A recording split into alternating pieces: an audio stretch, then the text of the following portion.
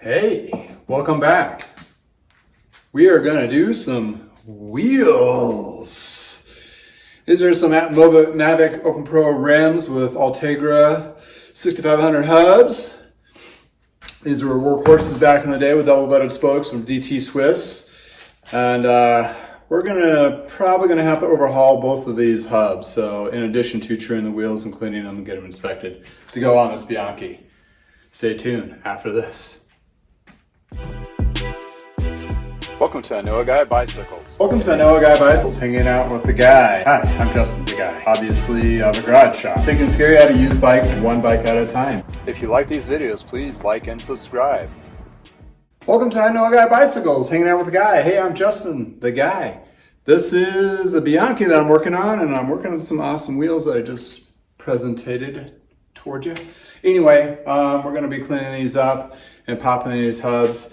The drivetrain I did clean, but boy, it was a bugger. It has some gunky mess on there, which I actually had to reflush my Sonic cleaner with fresh, simple green 1:7 ratio. Kind of finally did the math in my head, but about a third of the one jug, and it takes two other jugs in there, which is 3 liters each, and blah, blah, blah, blah, whatever. You're lost all interest already. Anywho, refresh that, got a hot temperature to get that gunk off. Sometimes you just have to do that. So without further ado, let's jump into these wheels and get them started.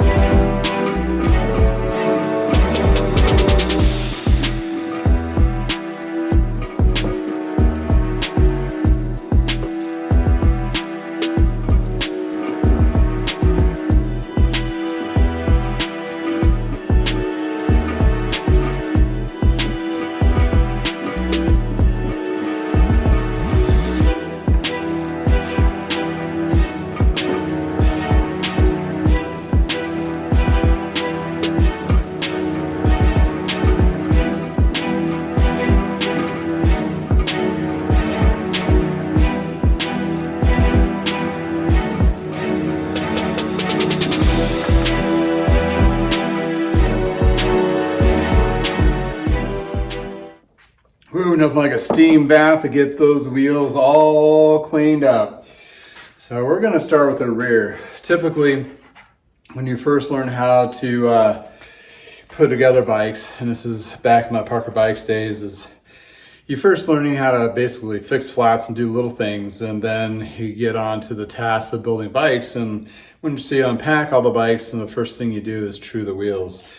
The first tidbit of truing the wheels is, number one, you're going to adjust your hubs. A lot of the new hub systems nowadays, you don't need to adjust them per se because they have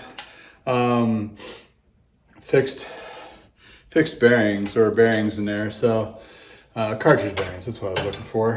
And with those cartridge bearings, usually once they're adjusted once, they're pretty good to go. So this guy is 2 15mm. I use the Park cone wrenches. It's the tested and tried and true, and same side here. So what you got is two cones which have two kind of backward funnel shapes, and then you got a lock nut on both sides. Not all bikes are the same, of course, so what you're going to look at is sometimes most of them will have a cone wrench in kind of a play factor. Then usually, well, this one you have to use another cone wrench, but sometimes it's a 17mm box wrench will work just fine.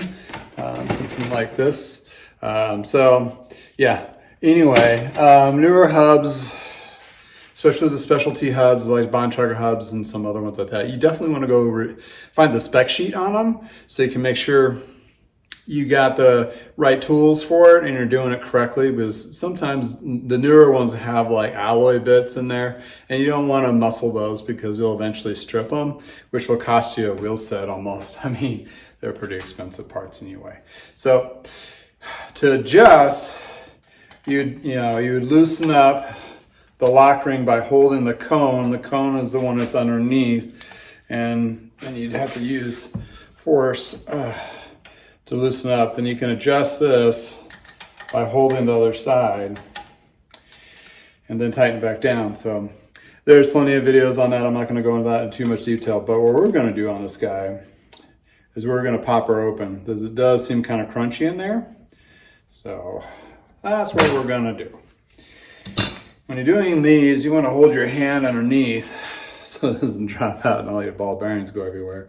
This is the lock nut here, so you take that guy off.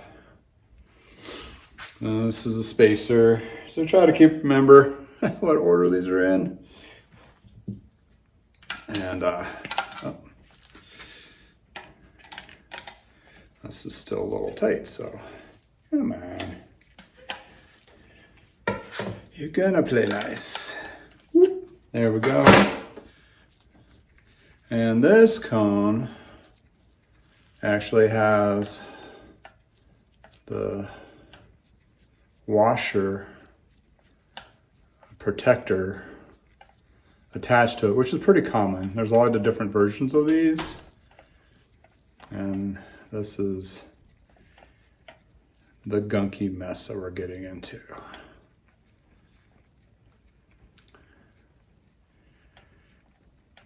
So this is the cone, and it looks like a cone. So there's your cone. And hopefully it's not pitted. If it's pitted, well, these are different hardnesses, if I said that right. So the first thing that's supposed to fail is the ball bearing. The second thing that fails is the cone. And the third thing that you don't want to fail is actually the hub body. The hub body is, I think it was supposed to design to be a harder steel than the cones. So if anything's gonna fail first, it would be this. Then hopefully you would be able to identify that failure and be able to get it fixed before it would damage the hub. So in this cone, well, we'll wipe it off and take a closer inspection of all these parts, but it's not looking good at this point. So I'm still holding this. I don't need this tool or anything. I just use it to undo it. So definitely don't want to do this over your shop floor or your brand new carpet, because these ball bearings have grease on them that you will not get out. And you want to make sure you put it in an area where you can contain the chaos. So I'll put a couple rags down so the ball bearings, when they hit, they're not going to bounce everywhere, in addition to.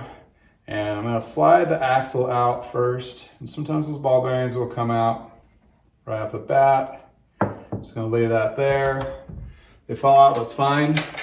That's where these little Park Tool pokers, picks, I don't know, pokers, work out well, because they have the magnet, which is perfect size to collect all those ball bearings. And you set those, pinch them off, and we'll do a close-up on this. Ball bearings, magnets are your friends. You can tell right off the bat, these look cleaner on the drive side, ironically, versus the other ones. So I got all of them out. That one's super gunk. Has this, I don't know what that is. Somebody wants some industrial grease. It might be some old fill wood bearing grease, but it's usually green. I don't know why this is brown. Anywho, we're gonna have to dive into this and clean her up. So, all right, we're gonna dive into this and give it a closer look. So, we're gonna try to get as much of this grease off here as possible.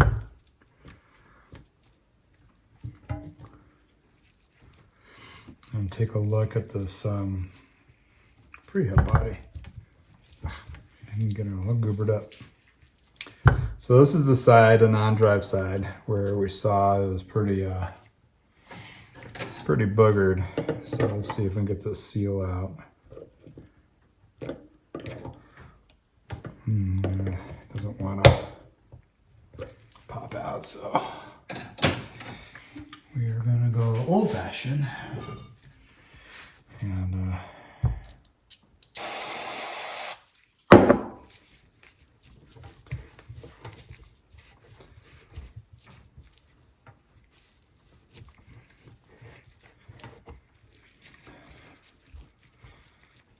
stuff out there so it doesn't go everywhere, but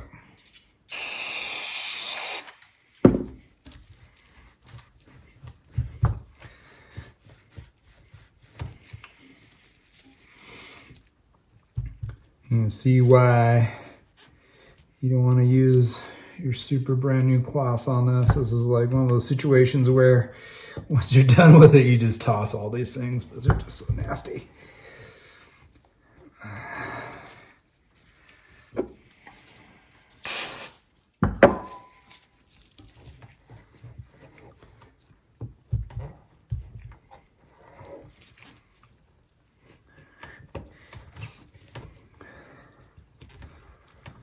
All right, so my determination, so I'm trying to determine is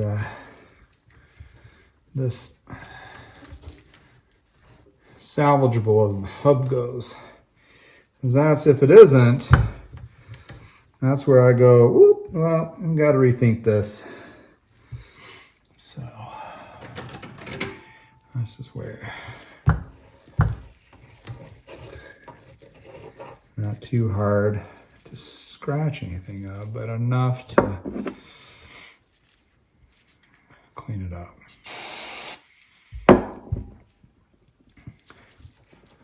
And get all around these fumes. Let's not do that.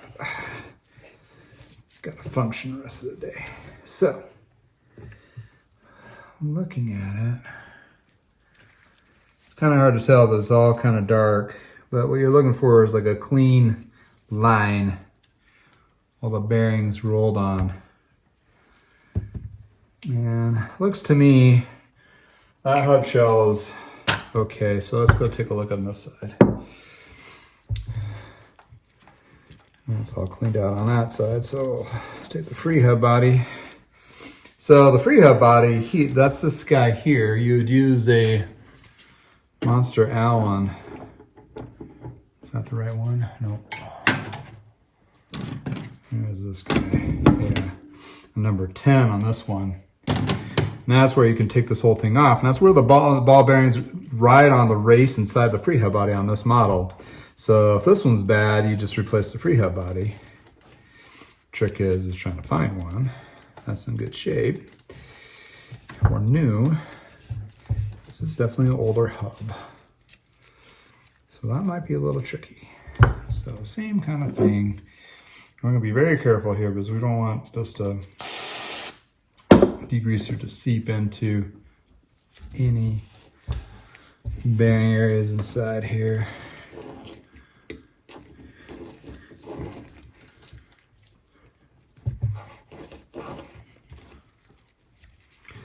And again, what we're looking for is a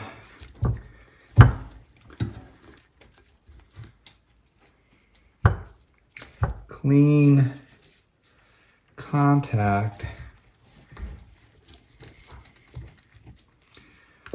where the bearings ride, and it'll be like a line.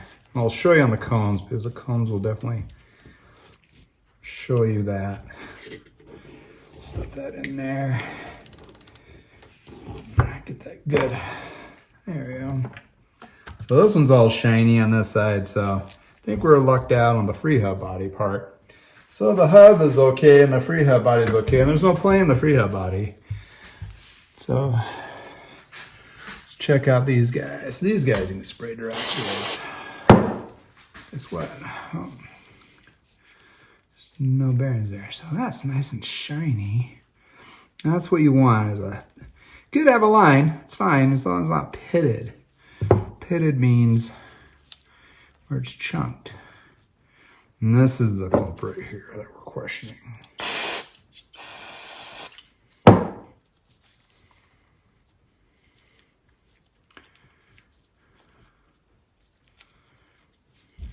A hard time holding on to this, so I'm gonna thread this guy in here so you get a good grip.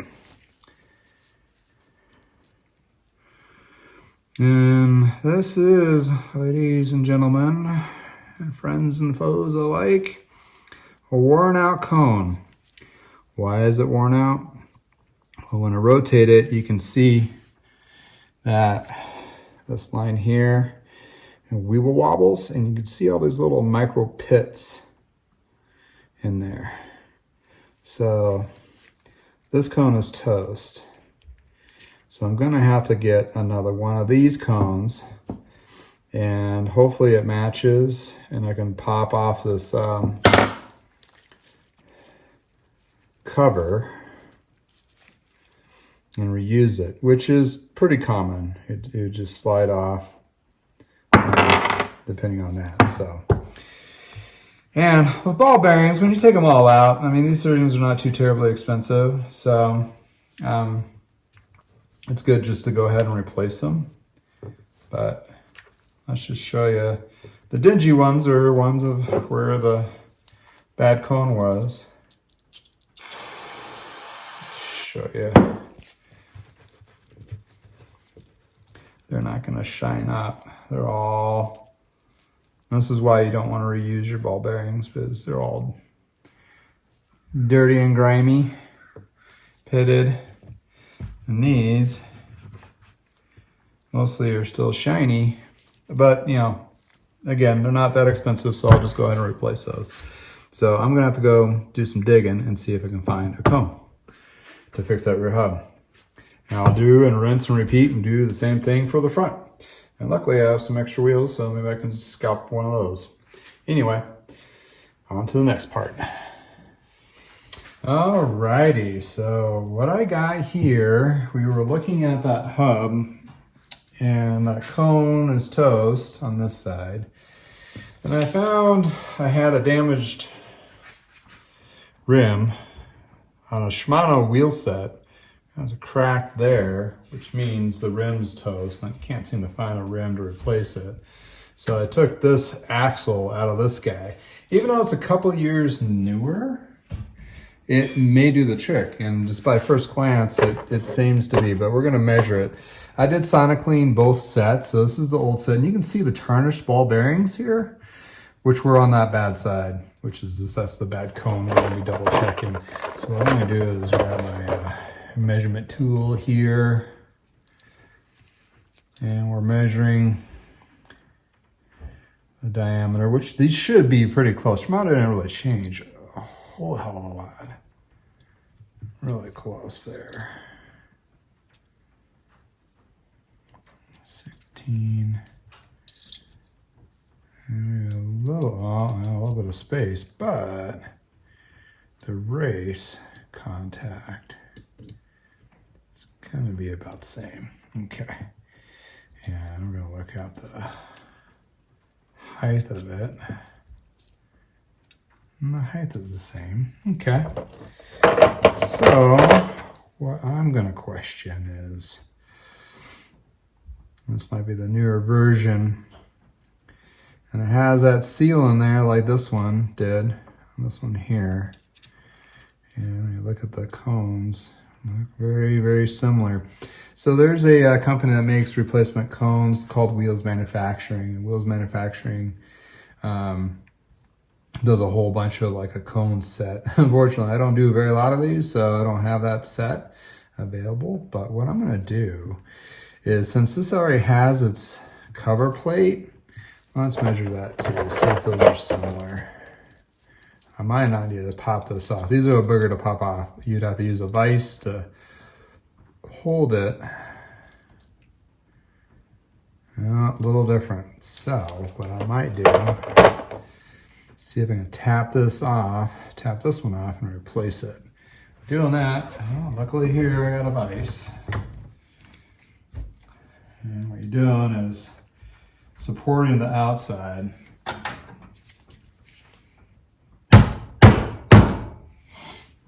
And you get something big. Oh, I push through. So I'm gonna try to reuse that guy. And pretty sure, oh, doesn't feel like there's this rubber. It might be just all one piece. So do the same thing here.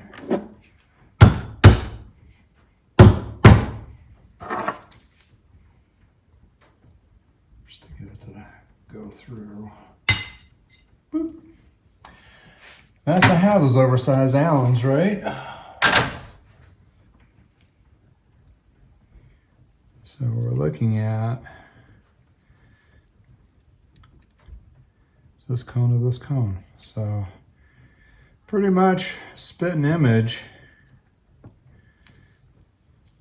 But we wanted to get this guy on here. So reverse the process. Okay. So it fits that slotted part there. All right, so we will proceed to put that back together. So first, I'm gonna take some bearing grease, right inside there.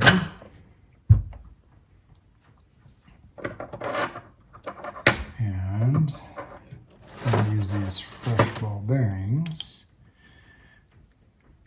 And if I remember right, there should be like 9 on each side.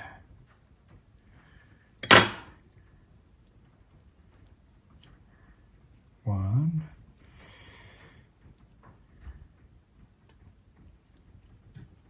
two, 3, 4, 5, 6, 7, 8,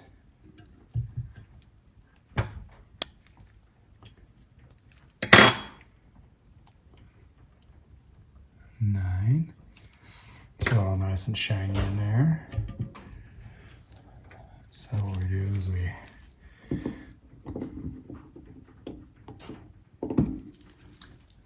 some nice grease in there.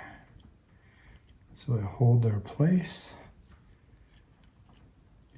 Trick is make sure there's no grease in it to hold its place. So when you flip it over, they don't fall all over the floor. And like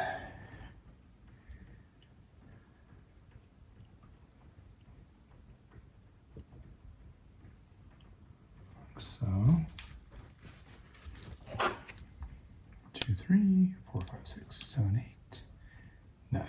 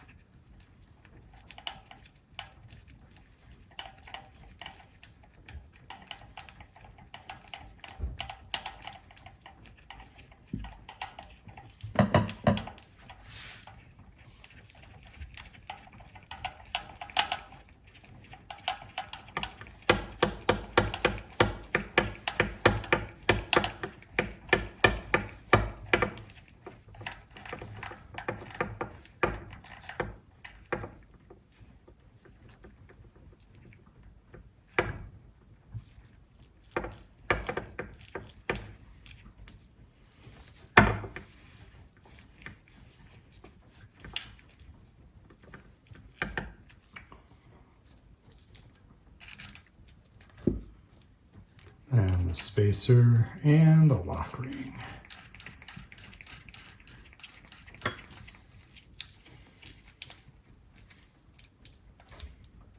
And I'll go ahead and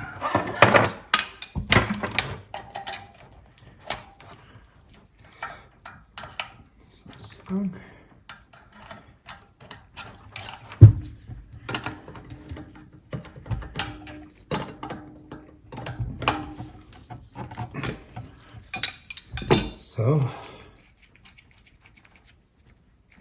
So what you want is smooth, not loose, or no play. Actually feels good. Onto the front. So since we have the rear wheel done, now we proceed to do the front. This one felt just dry, like just didn't seem like there's anything there. So you use the two 13mm cone wrenches on the Ultegra front hub. What we're gonna do is just pop this open and take a look and see what we got. And from there, we'll either repack it with fresh grease or replace it with parts that we need to. Doesn't look too bad. Kind of dark and dingy in there. So again, you want to do this over a rag, not on the floor, definitely not on your carpet. These little ball bearings will get everywhere and be super messy. Magnet magic. Drop those off. I try to keep these separate so I know what side the bearings came from and the condition. So you can see one side is completely dark and the other one is a little bit lighter, so I guess the grease wasn't compromised as much, which correlates to the actual cones here too. One's a little cleaner than the other. Take a little bit of cleaner there. See if we can get this to polish up. And what we're inspecting is this race, seeing if it has even wear throughout, all the way around. And it looks pretty even. The trick is these are really hard to hold on to, especially with gloves. So I throw it back on here so I can get at it. Yeah. Actually, it looks like it's in okay shape. So just need to, probably just want to replace those. And so I'm replacing one set, might as well replace both.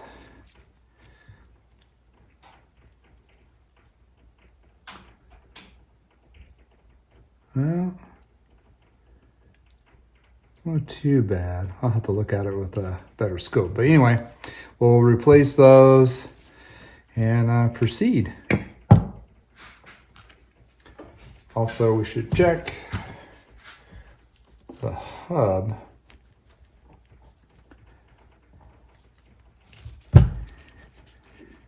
Make sure it is in good shape. That side is. And we want to get as much of this old grease out. So all we want is fresh new grease.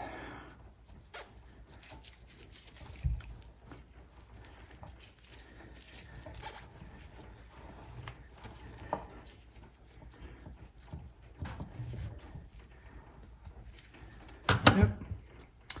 Hub looks like it's fine. So yeah, we'll just find some parts here and get them replaced. So to measure out bearings, well, this fancy park measuring device, ruler, has these bearing sizes that we can choose from. There's a 532 or is it a 3/16? Oh, That's a 3/16. So knowing it's a 3/16. Now, I have these bearings here that are new.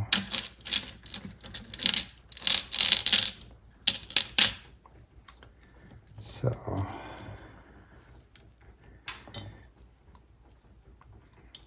it looks like I got a couple different sizes in here, so I got to figure out.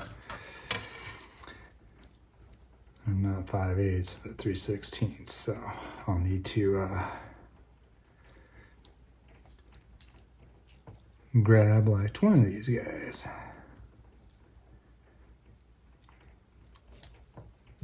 This is going to be 10 on each side. So yeah, this is the tedious task of figuring out what you need. Unfortunately, my bearings got mixed. Which I blame my dad, because this is his old bearing kit that he had from the Parker Bikes days. And those look like 532s, which is definitely your smaller guy. So we'll put those in a different spot next time.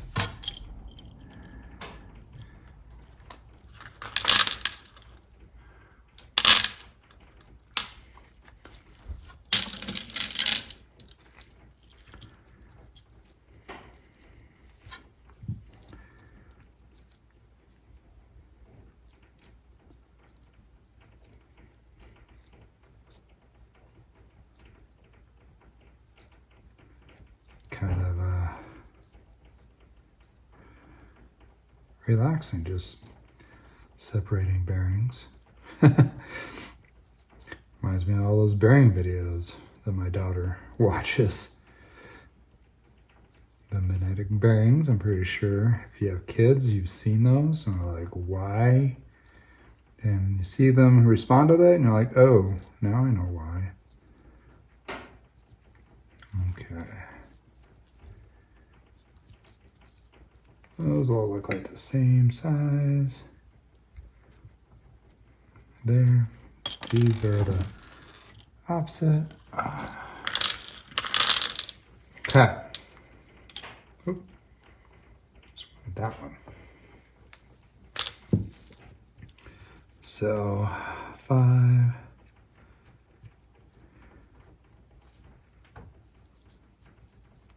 10. 5, 10 for each side. Extras. This other side. There we go. Those are our replacement bearings. Once we have those, we pre-grease the hub.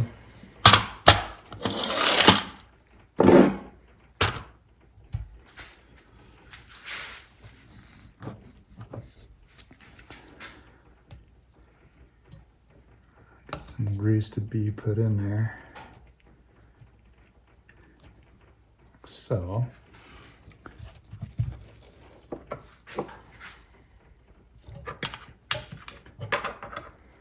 And I collect my first 10.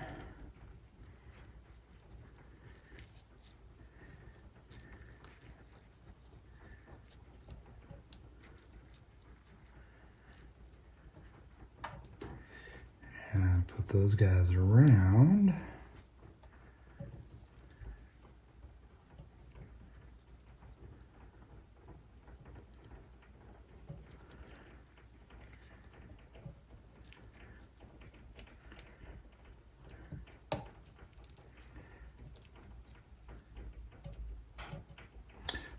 So act like there's like one space. It's kind of like a gap, not enough for another bearing, but you'll see there's a little gap in there.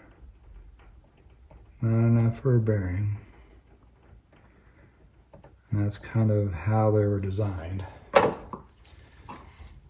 So I take one side, push it through.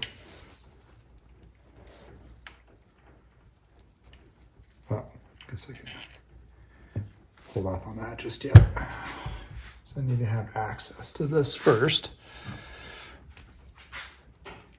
And that grease is going to hold those bearings in place.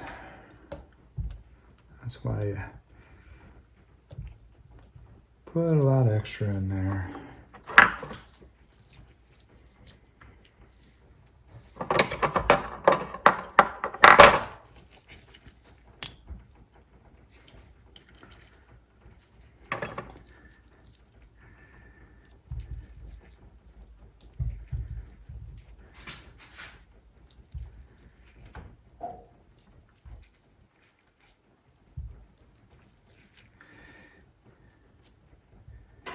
So on loose cage, without the cage, there'll be like a little gap for an extra bearing, which feels like should be one, but there isn't. When you have a cage bearing, the cage is designed to take up one ball bearing. So it's actually a way of not having to use one extra ball bearing in addition to. Easier to in and out, but on the higher ends, a loose bearing. This doesn't matter which side it went to, due to the fact that it's even on both sides. You carefully flip it over, grab your cone,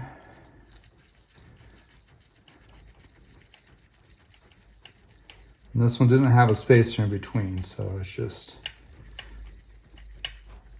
the cone and the lock nut.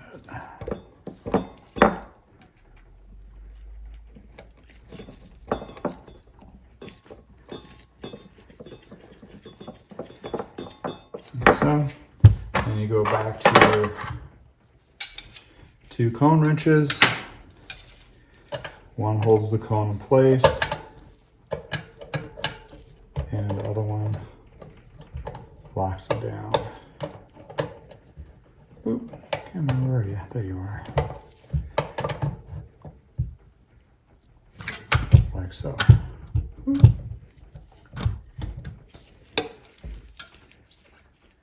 Then you adjust from there. That's how you repack a hub.